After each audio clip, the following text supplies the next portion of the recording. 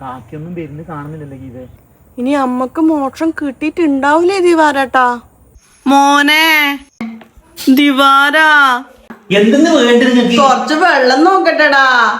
ഒരേ വെള്ളം വെള്ളം വെള്ളം വെള്ളം ഭ്രാന്ത് പിടിക്കാൻ. തായ്ക്കുന്നു മോനെ.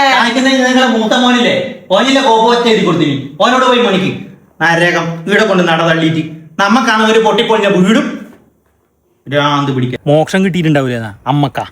നീ എന്നായി പറയുന്നു?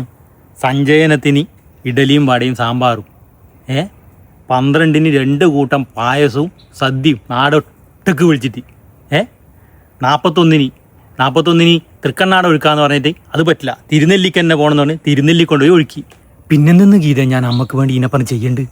ഇനി കാക്ക വേണം എടുക്കട്ടെ, നീ വാ നമുക്ക് പോവാം.